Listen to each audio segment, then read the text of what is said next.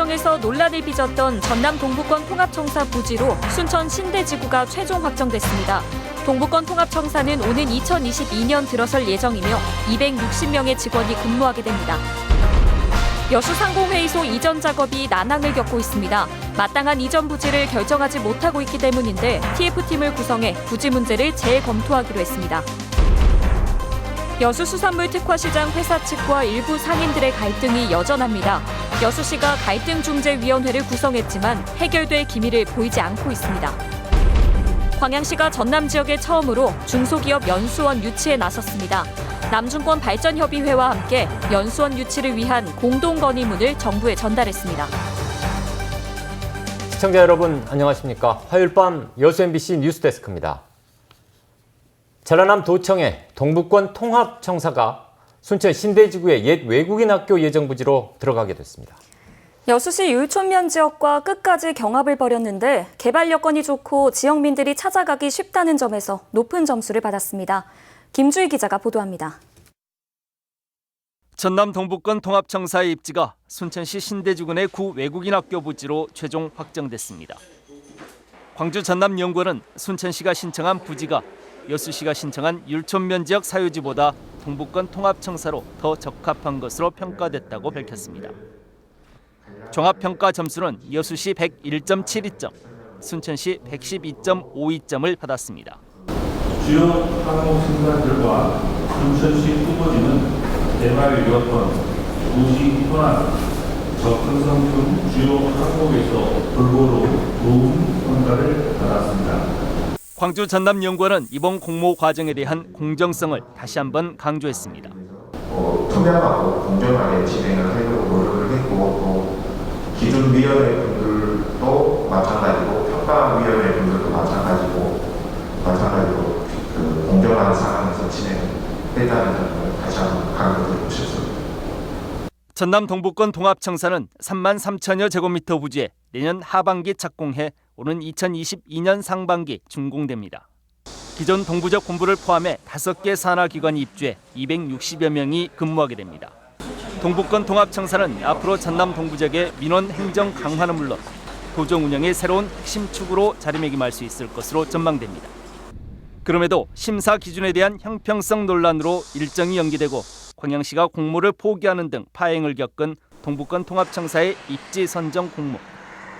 동부권 자치단체 간 소모적 갈등을 키웠다는 점에서 아쉬움으로 남겨졌습니다. MBC 뉴스 김주희입니다. 여수 수산물 특화시장 일부 상인들이 시 청사 안에서 지금 8일째 노숙 시위를 하고 있습니다.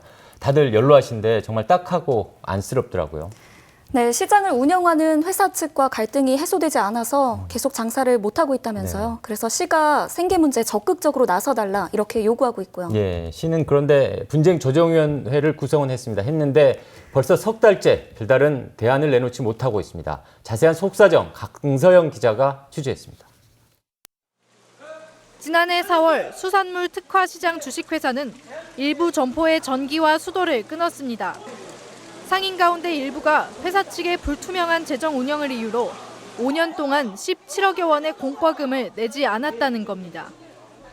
단전 단수 사태로 이들 상인들과 회사 측의 갈등이 격해지자 올해 3월 여수시는 분쟁조정위원회를 조직했습니다. 그러나 분쟁조정위원회가 여전히 뚜렷한 대안을 내놓지 못하면서 해당 상인들은 지난 3일부터 시청 지역경제과 건물 한 켠에서 무기한 농성에 돌입했습니다.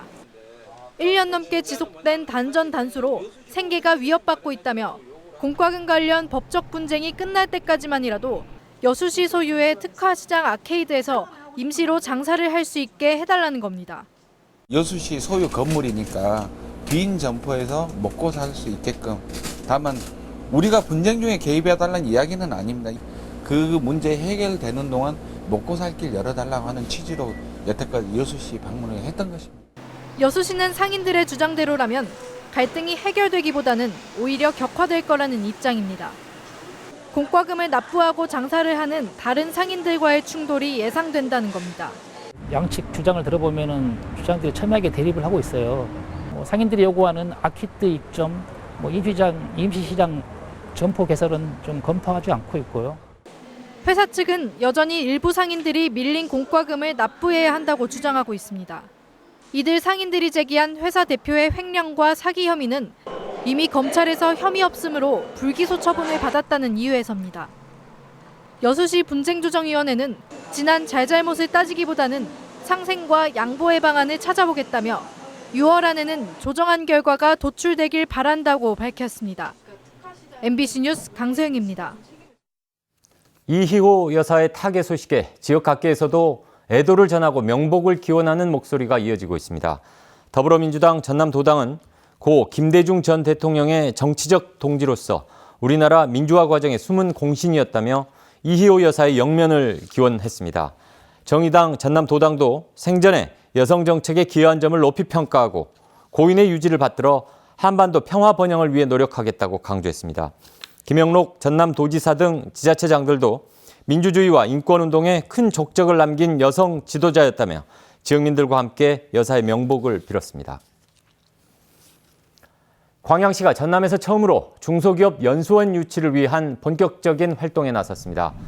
광양시는 오는 11월까지 중소벤처기업진흥공단 전남 테크노파크와 함께 중소기업 연수원 유치 연구 용역을 실시하고 이를 통해 전남 동부와 경남 서부 일대 산업 실태와 후보 지역 등을 평가할 계획입니다.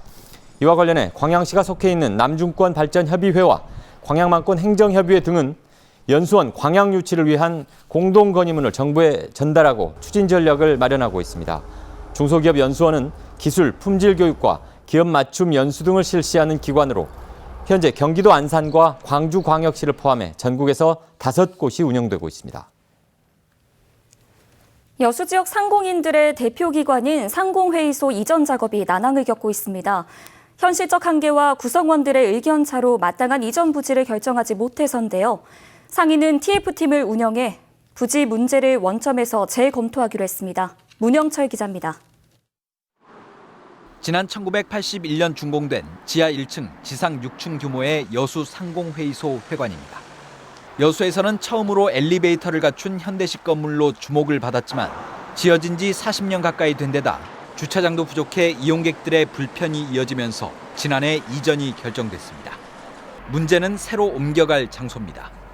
유력한 후보지 가운데 한 곳이었던 삼동지구. 하지만 접근성이 크게 떨어지고 산단 친화적으로 비칠 수 있다는 우려에 여전히 반대 의견이 만만치 않습니다. 공공기관과 은행 등이 밀집한 시청 인근과 신도시민 웅천지구는 최대 200억 원에 달하는 땅값이 발목을 잡고 있습니다. 여수의 관문인 석창사거리나 주동사거리 역시 이전 장소로 검토됐지만 문화재 구역과 자연 녹지로 지정된 탓에 건물 높이 등의 제약이 따릅니다. 현실적 한계에다 구성원들의 생각도 워낙 다양하다 보니 이번 4차 의원총회에서도 결론을 내지 못했습니다. 결국 상인은 3명의 부회장을 중심으로 TF팀을 운영해 이전 부지를 결정하기로 했습니다. 전문 용역 기관에 용역을 줄 수도 있고 또 예를 들면 여론조사도 좀 할 수도 있고 지침을 주거나 가이드라인을 주지 않는 걸로 그렇게 해서 자유스럽게 모든 걸 백지 상태에서 다시 검토를. 여수 상의회관은 한 병원이 23억여 원에 인수하기로 하고 이미 매매 계약을 체결한 상태입니다. 계약서상 특약 조항에 따라 새로운 회관으로 옮기기 전까지는 상공회의소가 계속 사용할 수 있지만 그렇다고 이전을 무한정 미룰 수는 없는 상황. 새로운 논의 구조를 통해 부지 문제가 속도를 낼 수 있을지 지역 상공인들의 관심이 커지고 있습니다. MBC 뉴스 문형철입니다. 여수 해양기상과학관 건립부지 매입에 대해 여수시의회가 제동을 걸었습니다. 여수시의회 기획행정위원회는 어제 상임위원회 회의에서 여수시가 여수해양기상과학관 토지 매입비로 제출한 41억 원의 공유재산관리계획 의결안에 대해 보류 결정을 내렸습니다. 의원들은 기상과학관 건립은 적극 지원해야 하지만 박람 회장 내 유휴 부지를 활용하거나 정부를 설득해 부지를 확보하는 대안 등을 검토할 시간이 필요하다며 승인을 유보했습니다. 전남도의회 신민호 의원이 일선학교에 영양사와 조리종사원의 증원을 요구했습니다. 전남도의회 교육위원회 신민호 의원은 최근 전남도교육청 결산심사에서 주 52시간 근무 시행에 따라 학교의 월요일 조식과 금요일 석식 공급에 차질이 빚어질 것으로 우려된다며 영양사와 조리종사원 증원을 촉구했습니다. 광주 세계 수영 선수권 대회 북한이 참가할지 여부에 세계 이목이 쏠리고 있습니다. 대회 조직위원회는 개막 직전까지 문을 열어두겠다며 극적인 참가를 기대하고 있고 이낙연 총리에 이어 남북 교류 민간단체들도 북한 참여를 독려하고 나섰습니다. 이계상 기자입니다. 광주시청 시민홀에 대형 한반도기 현수막이 걸려 있습니다. 시민들이 쓴 손글씨에는 남과 북이 하나 되는 세계 수영 대회가 되길 바라는 간절한 마음이 담겼습니다. 수영대회 개막까지 한 달, 선수 등록 마감 시한도 사실상 끝나가지만 북한은 아직까지 긍정적인 신호를 보내지 않고 있습니다.